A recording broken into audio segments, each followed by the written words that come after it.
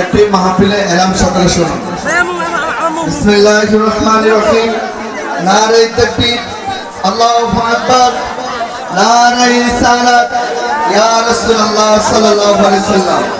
নারে পাঁচজাতন, ইয়া পাঁচজাতন, নারে আইজানি।